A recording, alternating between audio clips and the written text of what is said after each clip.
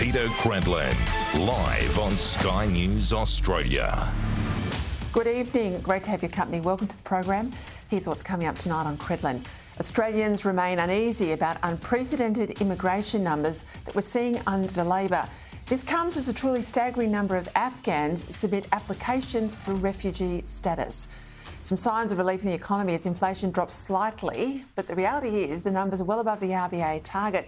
And Labor backbenchers too agitating for change to those stage 3 tax cuts, which will just make it worse for Australian families. Plus, more Israeli hostages have been released as the truce seems to be holding. However, more reports too of unaccounted for hostages. We're told they've been sold off to other terror groups. Greg Sheridan on that a little later. And the pressure's clearly mounting on the embattled Home Affairs Minister Clare O'Neil as she appears more and more out of her depth each day. Could you have kept the others in while you waited for very this? Very simple Absolutely. answer to your question, Nat. And I think, Nat, you know the answer. I think Jane knows the answer. And the answer to that question is absolutely not. You if could I have had waited any for the High legal Court power reasoning to keep yesterday. these people in No. detention... Jane, you know that not to be true. This is the first time I have ever heard you outright lie on camera, and you should not do it. This is the first time you've we owe each other demonstrated better such than that, and we owe incompetence, the... We'll get right into that because the Albanese government's only got itself to blame for the ongoing mess of the 141 plus foreign criminals now released into the Australian community. Yes, it is further amending the legislation it tried to rush through the Parliament earlier this week, and it's blustering about keeping the Parliament sitting till Christmas to pass the bills, as if the Liberal Party seriously is going to block any bill to keep these criminals locked up. But all the manoeuvrings have now gone on for weeks and weeks are only needed because Labor has got this issue wrong at every step. And the more that comes out, the worse the government looks, with the Home Affairs Minister seeming both inept and deceitful, and the Prime Minister floundering, given his long history on the left as a man soft on borders, thereby lacking the spine to take charge of an issue that goes to the core competency of his government. The issue of turnbacks. For me, that was something that I couldn't support. But in the context of the policy, I said earlier on in the week that you didn't have to be, you could be tough on people smugglers without being weak on humanity. Strong on people smugglers without being weak on humanity.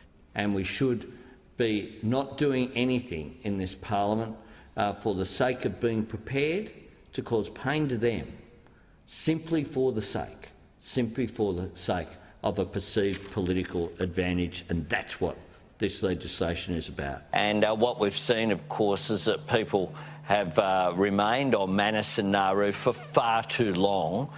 What is essential is that the status quo at the moment, whereby you have ministers who are saying that people will be transferred en masse, i.e. because there are medical issues, surely that's acknowledgement by the government that the current situation is simply untenable.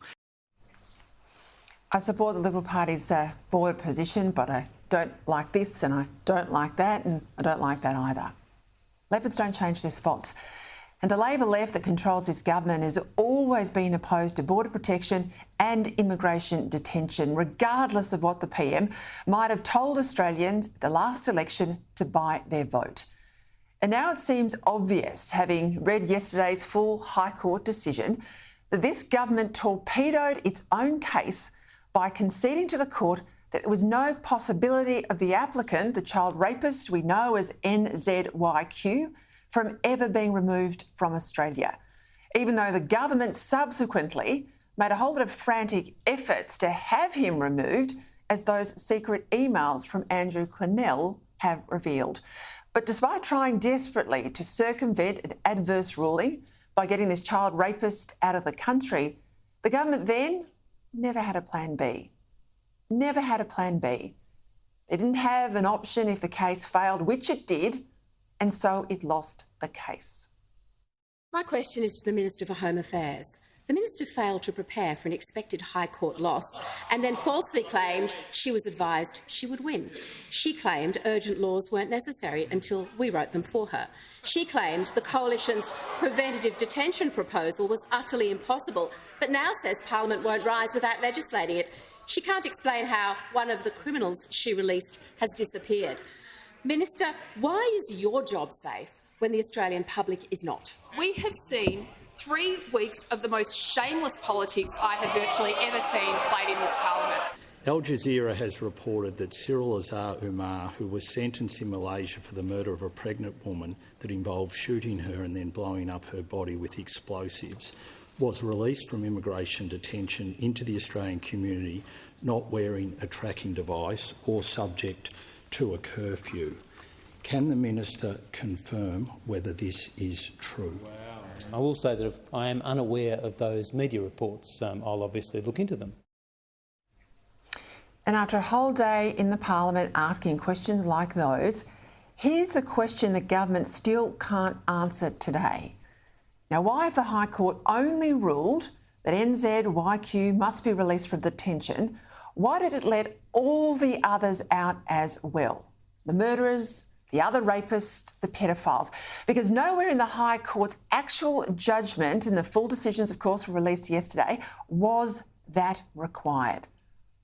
So what's this say to me? It says that deep down, this soft on borders government, and its always lefty Prime Minister, didn't really mind having the High Court to make a decision for it, to release long-term detainees into the community, despite all their serious crimes, because that solved internal issues for Labor with members and MPs who want no detention and open borders. That's what this is all about. Hiding behind the High Court, saying that the High Court maybe do it, hoping no one would notice, not the opposition, least of all the Australian public. Only that's not what the High Court said. The boy and the Australian people, boy, they have worked this out. They've worked out what it means for their safety and that of their families. Now, aside from losing the voice referendum and the energy policy train wreck, this is the Albanese government's worst failure so far. And there's absolutely no one else to blame. Is it any wonder the polls have turned? Is it any wonder? And is it any wonder this is starting to look like a one-term government?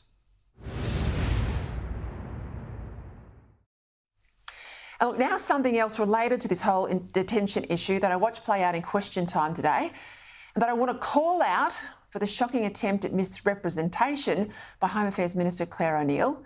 Now, no surprises, I think she's one of the worst performers in the government, not only in terms of repeated displays of incompetence and bungling and repeated demonstrations almost daily that she's clearly out of her policy depth, but she's also a poor performer politically.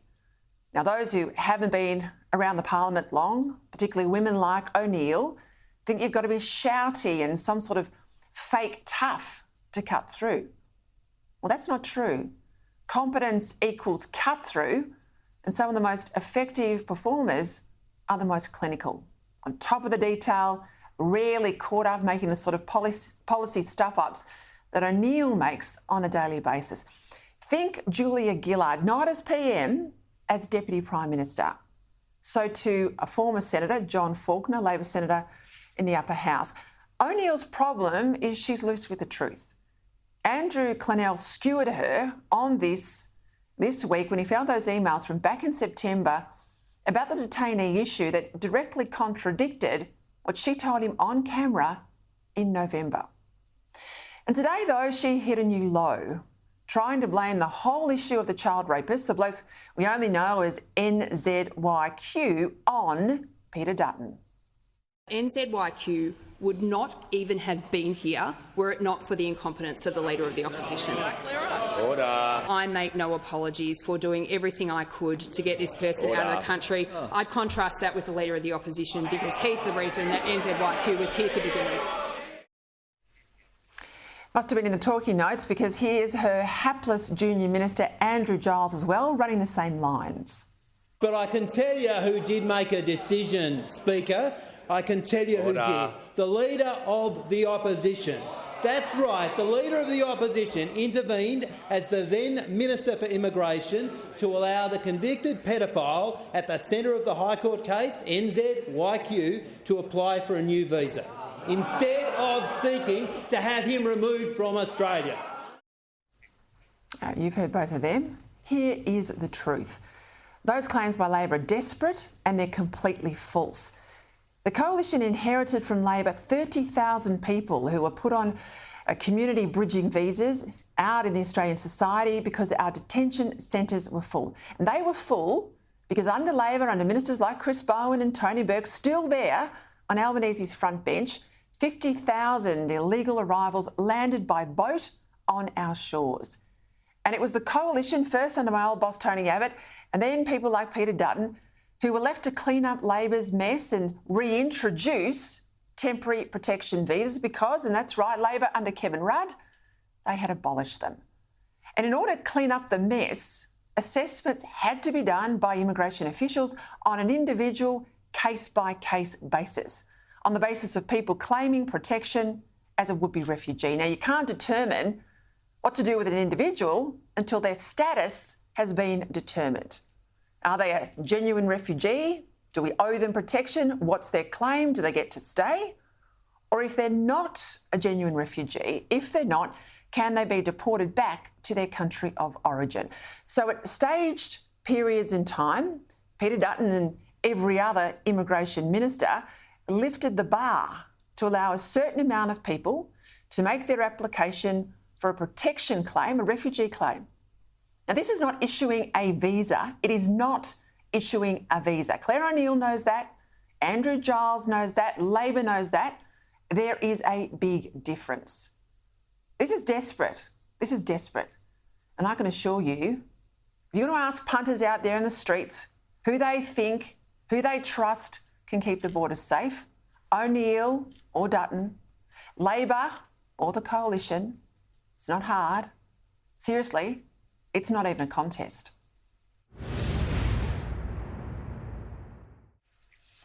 Tell you, it was a feisty day in Canberra. We'll go there now for the headlines. Sky News political reporter Trudy McIntosh. Good evening. The detainee drama continues to dominate the final fortnight of Parliament for the year. The Home Affairs Minister is still yet to finalise a preventative detention regime.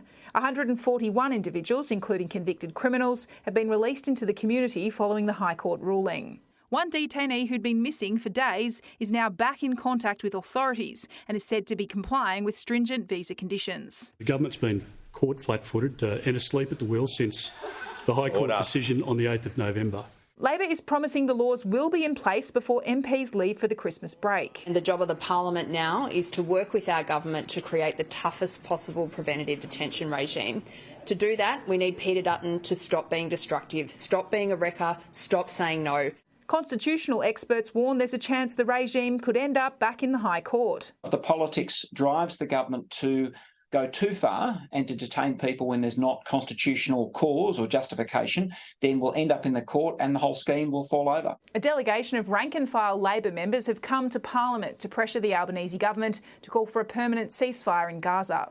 We want you to see our side. We want you to see how many people have died.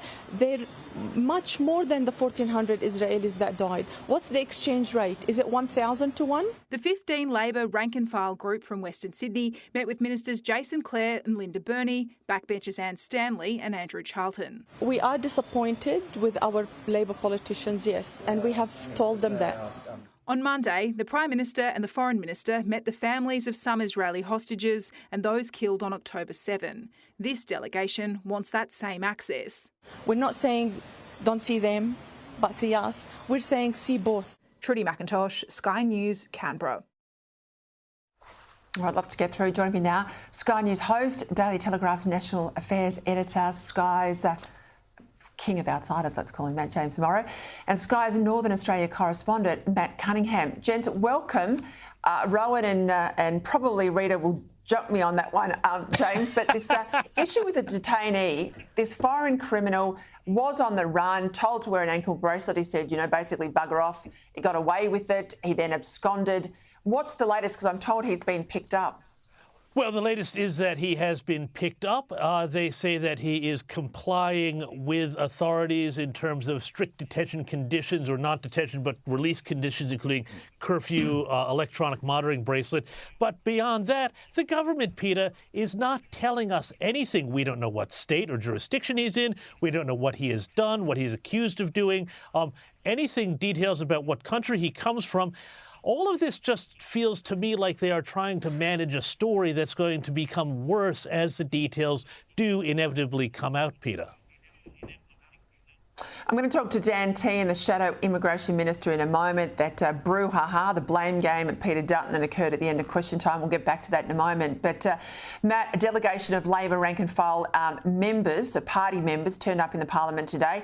They say they want the same access that people representing Israeli hostages had a little earlier in the week.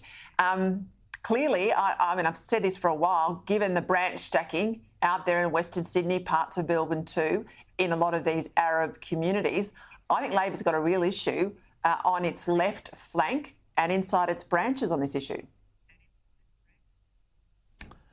Well, it does, but I don't think the government will be changing its position on the issue. I mean, Anthony Albanese has come out previously and said that we need to be unequivocal in our opposition to what happened on October 7. And given the issues that the government's facing on national security, on border protection at the moment, I don't think you'll see the government coming out and calling for a ceasefire. I don't think they will want to be seen to be in any way siding with Hamas on this issue. But you're right, they do have that issue in its branches, and it's not just on this issue either. It's on issues like border protection. It's even on issues like climate change, where the rank and file inside Labor branches are trying to drag the party further and further to the left. And there are more sensible heads within Labor who know that they need to stay around the middle. Anthony Albanese, who's an old lefty from way back, has even been trying, I think, as Prime Minister, to stay somewhere near the middle, but there is always that push going on from within the branches, and you're seeing that play out in that delegation that's come to Canberra today. If we can, James, let's go to Melbourne. We know this was on the table, announced today, though. Victorian Labor has done a deal with the Greens, amplifying Matt's point there, to triple taxes on Melbourne properties, holiday homes, etc., if they're not used for 3 years. This is interesting. This will be something that will be taken up, I suspect, in other jurisdictions. Yeah, look, it's really interesting. And of course, when you've got the Socialist Labor government teaming up with the Greens here to make economic policy, the law of unintended consequences is going to come and hit this in force. I mean, one part of it, obviously, is that tax on the unoccupied properties. You know, that's part of this broader trend of treating, middle-class property owners and investors as basically being land-hoarding kulaks. But there's another interesting bit to this, Peter. There's also a tax on undeveloped land. And the unintended consequence of that is not that it's going to force developers to start building up on land that they've got land banked, but actually it's only going to make them build expensive projects that they know are going to be profitable. That's the unintended consequence. It will do nothing for housing affordability or availability. Let's go to this issue, Matt, today, reported in The Australian that hundreds of Indigenous families are joining class actions across the country, alleging racial discrimination by state authorities, this is child protection authorities, that have taken their children into care over the past 2 decades. They're calling this a stolen generation sort of Mark II. It's not relevant or related at all to the earlier instance, but it hits these decisions we've seen, and I've reported here out of the New South Wales Supreme Court. The first one, 2 siblings can now be adopted by long-term foster parents. They are white parents, if I can use that term, after the Indigenous biological mum claimed that the foster family wouldn't understand Aboriginal culture.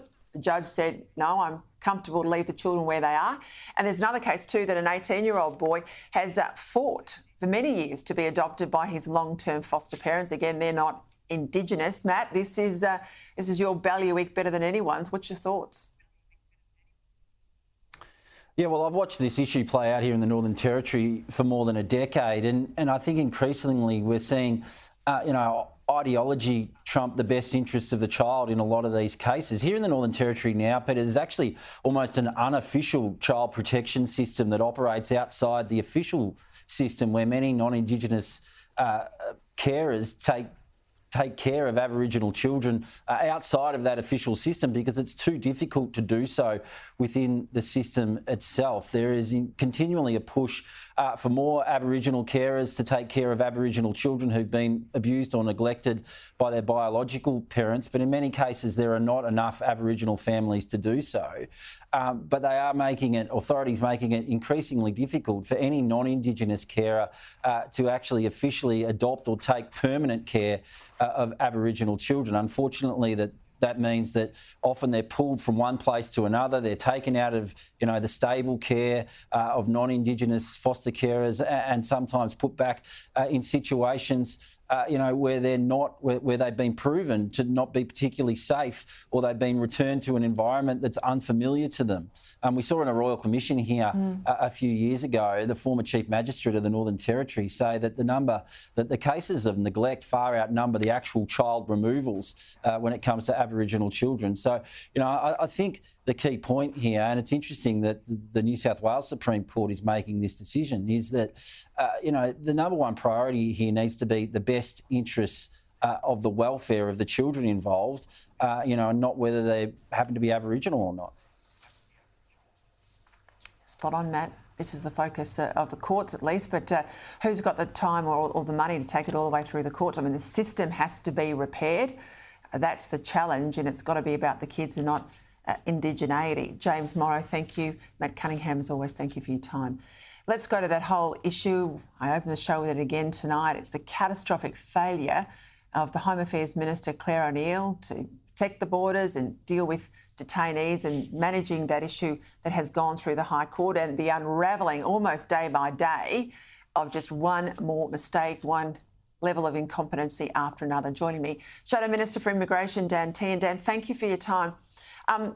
I want to start with some of the stuff that happened in the Parliament today. You pointedly asked Andrew Giles about reports that you had picked up from Al Jazeera that the Malaysian hitman convicted for murdering a pregnant woman, blowing up her body. You said the reports are that he's out in the community, that he hasn't got tracking devices. That's true, isn't it? And what was the minister's response? Asked him whether that was true or not, and he couldn't answer the question, and he said he hadn't heard those reports. Those reports had been on Sky News yesterday. Al Jazeera had run a program which was half an hour in length, which had actually been shown globally, and the minister said he didn't know anything about it. It just shows once again how shambolic this government's approach is to these issues, because the more we learn about their handling of this issue, the more it just shows how completely incompetent they are when it comes to keeping Australians safe.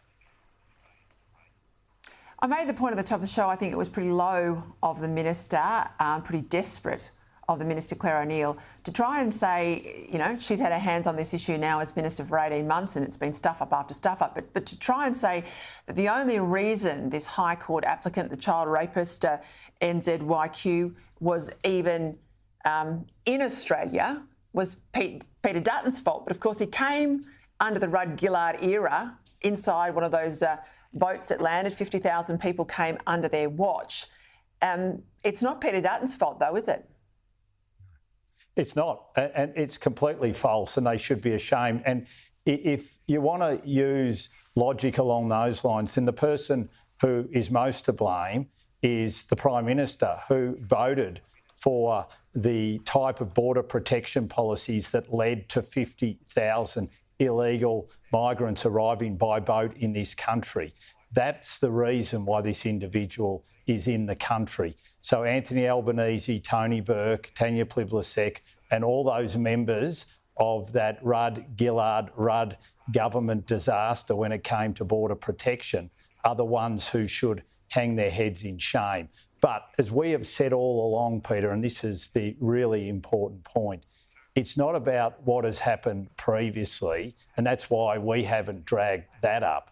What we're focused on is the Australian people's safety right here and now. We have one of these detainees who's out in the community that the government doesn't know their whereabouts, won't tell the Australian public what their offences are, won't tell the Australian public where they are. There is 3 others who we're not quite clear where they are or what they're doing, whether they're being monitored or not. This whole thing is just a disaster from woe to go. Dan, I'm told you've got a division. You're going to have to go. There you go. I can see you looking out the corner of your eye. Thank you. Yeah, off you go. I understand more than most. I do want to raise something, though, and I'll come back to this a little later in the show. We found out today, and I got a leak from inside the government, since the 15th of August this year, so that's, 3 months, Australia has received over 200,000 protection visa applications just from Afghanis. There's already about 150,000 in the pipeline. You do the maths, this is huge. And I don't know that I'd be confident at all that the Home Affairs portfolio, the officials there, have got the horsepower and the resources needed to assess all those applications. So goodness me. All right, we'll get to a break. After the break, we'll talk to Greg Sheridan about a whole lot of stuff happening in Israel. We'll also talk to Shadow Treasurer Angus Taylor. We'll get some of his take on inflation as the RBA looks like it's going to crank up our rates come Tuesday.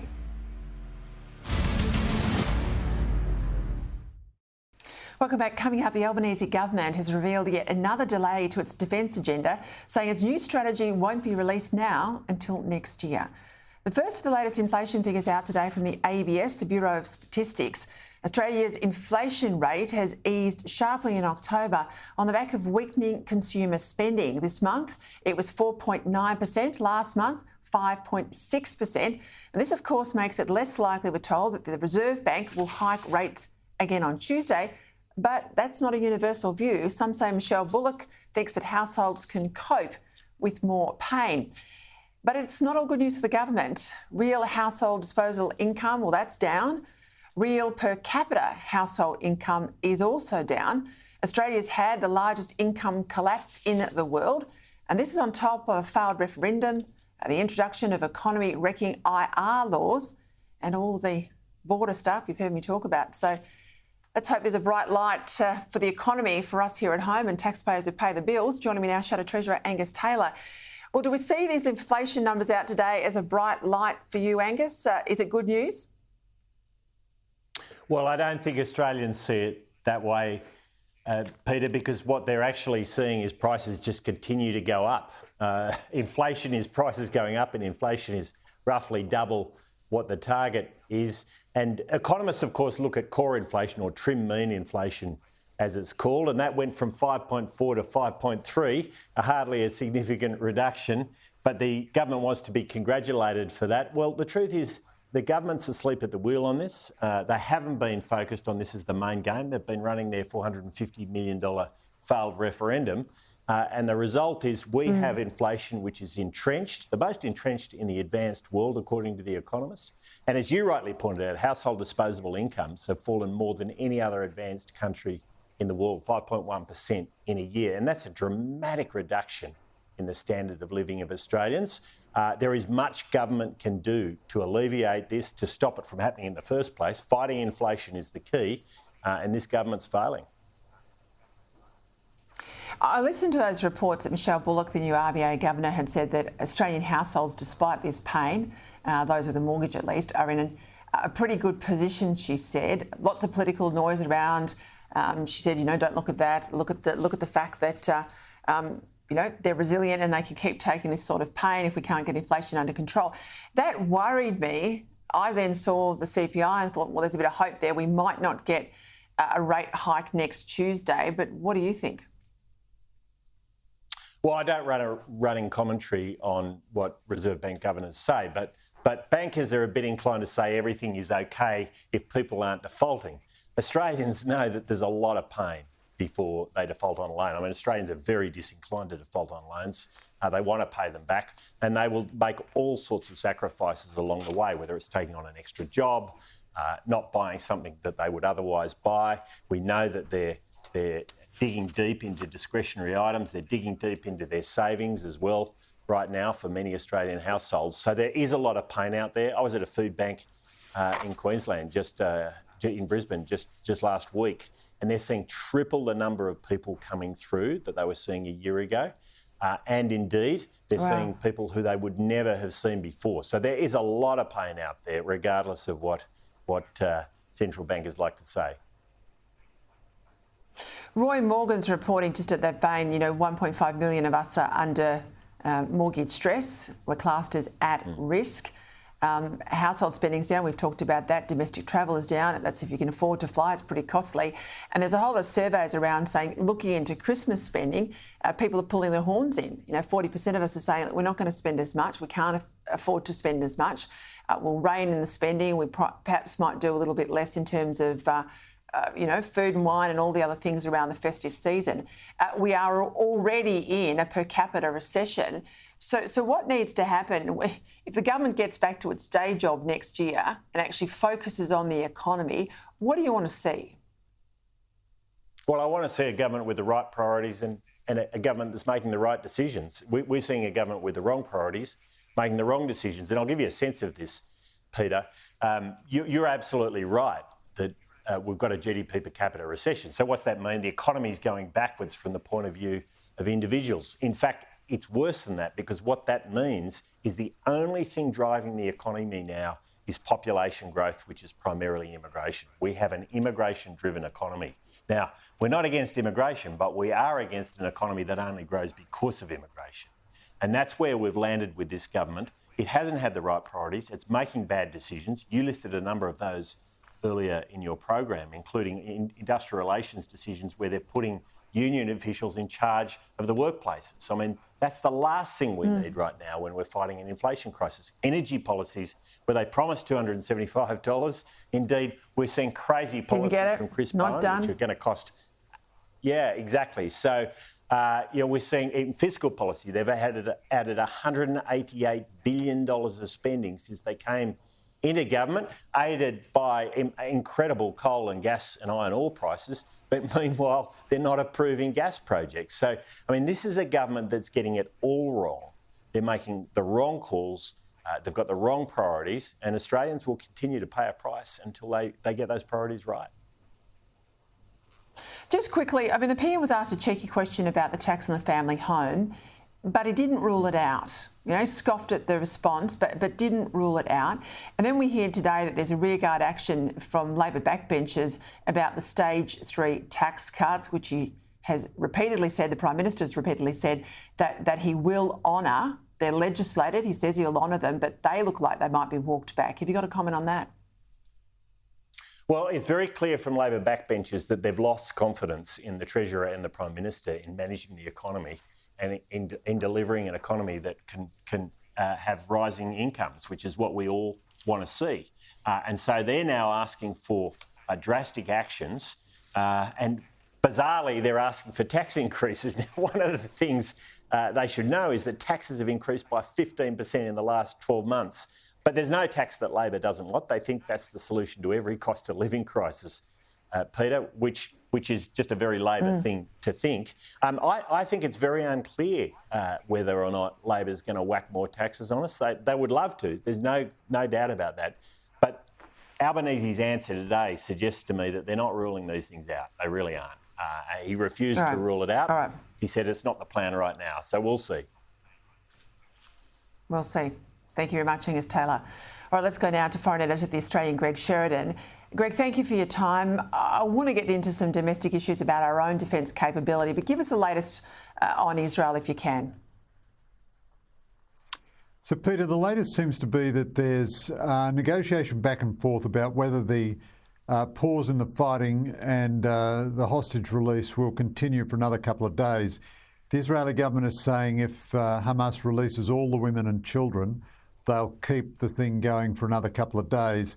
Some of the women who are in captivity are Israeli soldiers, and there's no sign that Hamas will release them yet. In a typical act of cruelty, it has released sometimes children without their mothers and intentionally separated families.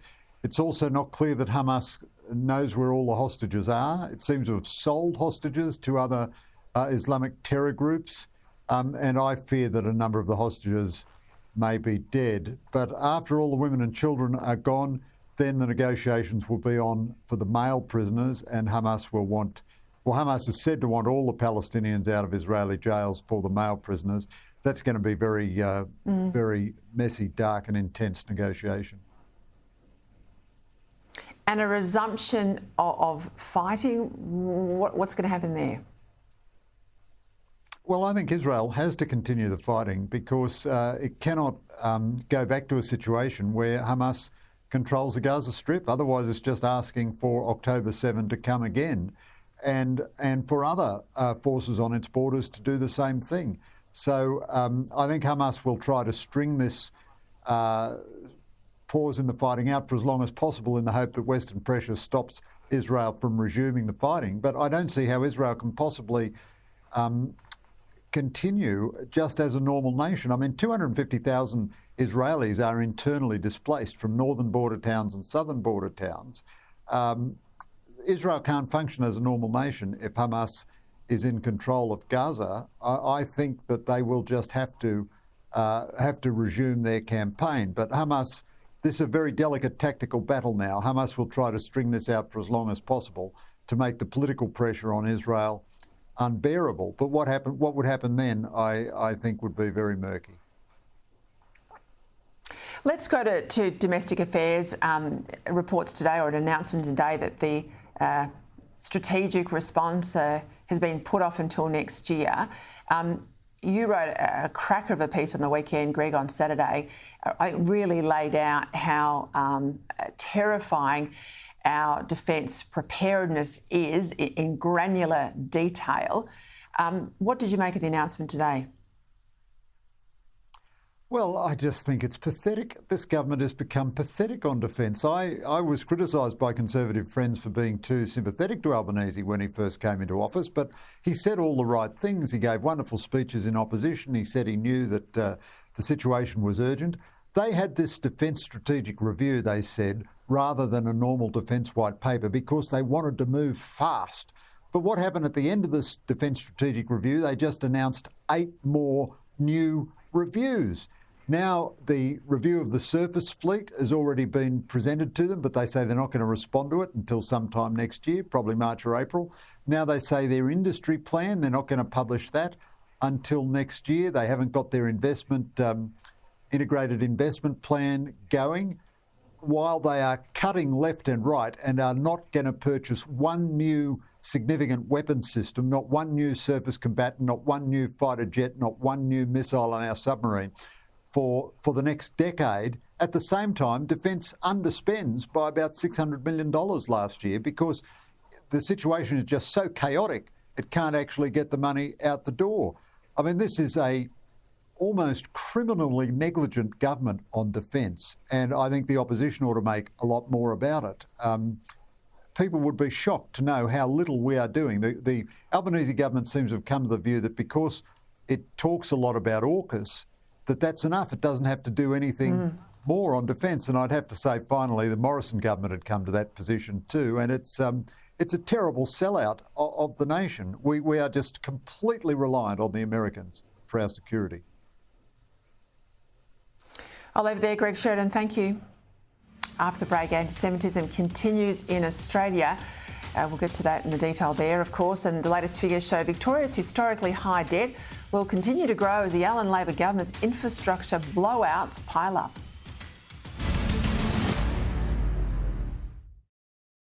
Welcome back. Soon we'll be joined by Kel Richards. Got some good words today. We'll even look at Islamophobia.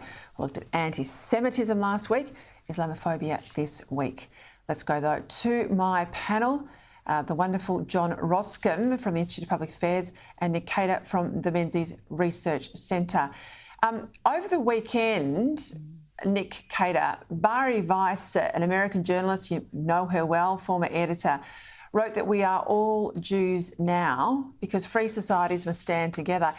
And I think she's absolutely right. She made the point too further on in her article. And of course, it was a transcript basically of a speech she gave in the States, but that in societies where Jews prosper and are safe, it's a real sign of health of a country's culture. And where this doesn't happen or where it declines, it's the real cultural canary in the coal mine. And I think that's incredibly, incredibly true. I think that became really apparent on October the 7th, didn't it, Peter? You know, on the one side you have a country that all their values are based on the great Western civilization, on the Judeo-Christian tradition and everything that flows from that, the country that builds things, that doesn't destroy things, a country that treats all its citizens with respect and doesn't put kids in the firing line, for instance.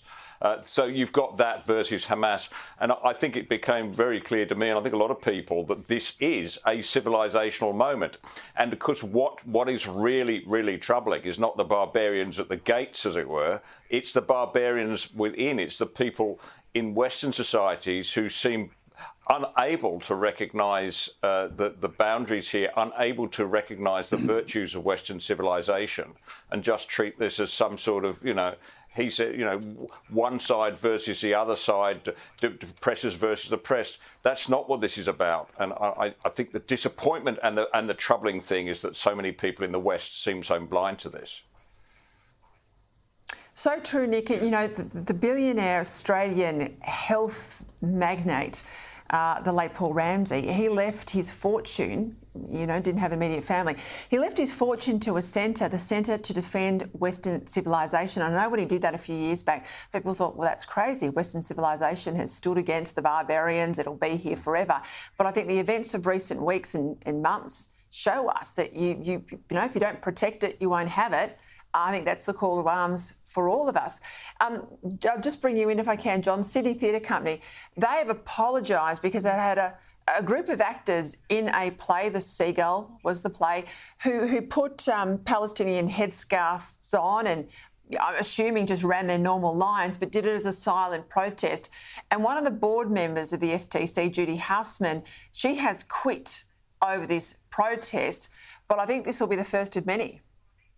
Well, it might well be, Peter, and what happened at the STC would have been deeply hurtful and offensive. But we have to remember the STC, Sydney Theatre Company, has form. I can understand Judy Houseman resigning from the foundation board of the STC, but it seems she and others are very willing to sit on that board with Tim Minchin. Now, Tim Minchin, a so-called comedian, a so-called actor, has made a career out of being deeply hurtful and deeply offensive about Catholics. So I think what we're seeing is a little bit of picking and choosing when people are going to be offended. And the STC has licensed bigotry, it's licensed offensiveness, and these are now the outcomes that we are witnessing. We have got the COP circus coming up, Nick Cater. I know you watch it as closely as I do. It's like poking your eye out with a sharp stick. But if we want to talk about energy and where this world's headed, we've all got to engage with it come sort of November, December every year. I saw, interestingly, that President Biden, he is not going. I understand the King Charles, is going. Previously had been told by the then Prime Minister Liz Truss, I think it was, don't go. Well, he's going this time, we're told. And we've also got our guy, Chris Bowen, attending. What can we expect, do you think?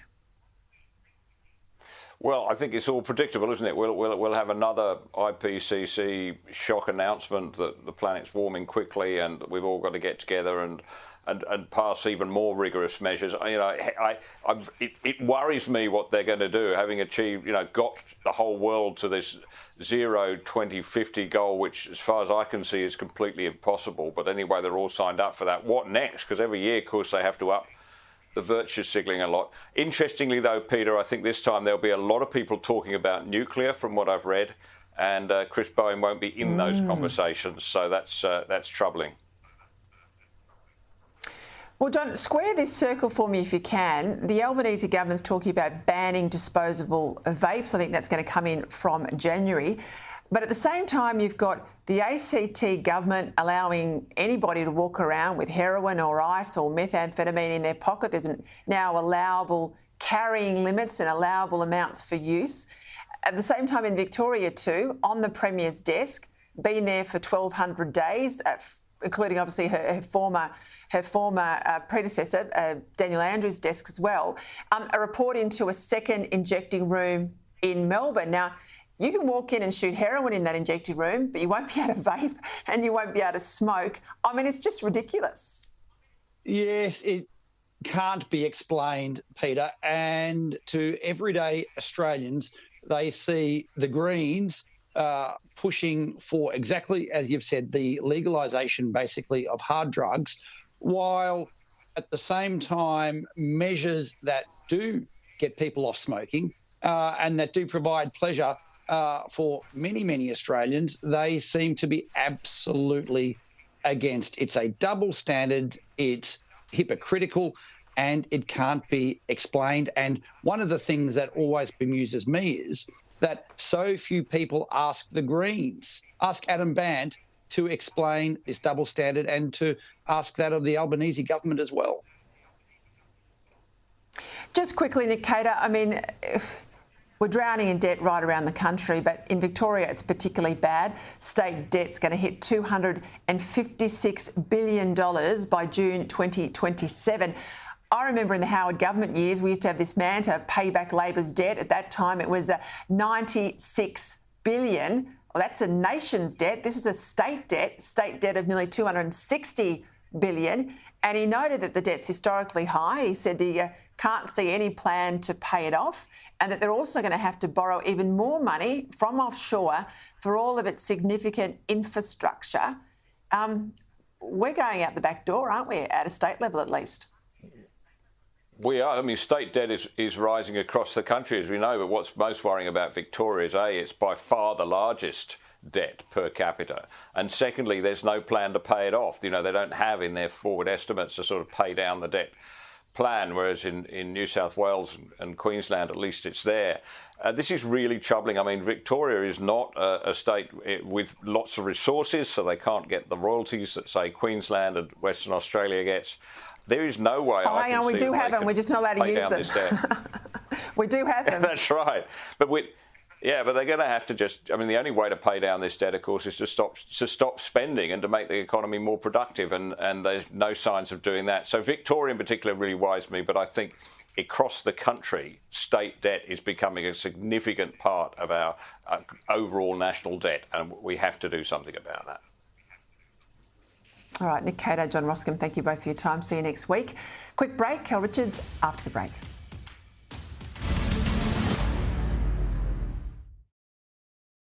Welcome back. Joining me as he does every Wednesday, my good friend, broadcaster, wordsmith extraordinaire, Cal Richards. This was raised with me, Cal, at a Jewish event last night.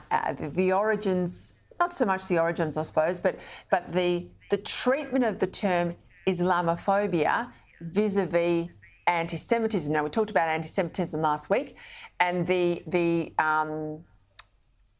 negative, I guess, is there in anti-Semitism in the prefix, whereas in Islamophobia, it's phobia as a suffix. Why the difference? Does it mean anything? Tell us what you can. It comes out of the history of the word. It was coined by a couple of French academics, as far as I can discover, in a book they published in 1918. And what they meant by it was in French. It was Islamophobie, but pardon my lack of a French accent. And that was translated into English in an academic journal in 1923. What they meant was the fear of Islam felt by liberal Muslims and Muslim women. That's what they were trying to capture when they coined the word. And the word came into the academic parlance and was used there for 50-odd years. Around 1956, it was picked up and started to be used more widely. But it really is a word about fear. It's the idea that Islam is not just a religion, it's also a political ideology, and there are reasons why some people might be afraid of that political ideology. It's the difference is anti-Semitic is racist. It is antagonism to people on the basis of their race, whereas Islamophobia is not racist. Islam is a belief system, not a race, so it's not racism. Is there something here that should concern people? Because Islam says that whenever there's a majority of Muslims in a country, then there should be an Islamic government. There is a separation between church and state and between synagogue and state. There's no separation between mosque and state. So those ideas are behind Islamophobia. It is saying something different from what anti-Semitism does. Does that make any sense to you, Peter? It does to me, and I've also read enough from historians to see that the mullahs really pushed around the term Islamophobia in the 70s and 80s and beyond, I guess, to shut down debate in Western countries like ours, where we had a growing Muslim population, where we had more mosques, to shut down any debate in our countries about the presence. Just a quick one. One of our viewers keen to... all these words that have come out, word of the year, cosy lives is one of them. Now, I've never ever heard anyone say cosy lives. Well, I think I know what it is. Tell us more. It's the Macquarie Dictionary's choice for the word of the year. They say it is a humorous colloquial equivalent of cost of living. No, but the problem is no one says it. No one uses this expression. I mean, gentle viewer, would you say cosy lives for cost of living? Of course you wouldn't. No one would. Cosy is not an abbreviation of cost. Lives is not an abbreviation of the gerund living. I don't understand why they've done it. I mean, they're good people at the Macquarie Dictionary, but I'm sorry, they just haven't got it. Cosy lives. Who says that? You don't pass Macquarie, you don't pass the Kel test. We'll get to some more next week. I've got some good phrases. We'll get into those. Kel, thank you as always. All right, that's it for me tonight. See you tomorrow night. Here's Andrew Bolt.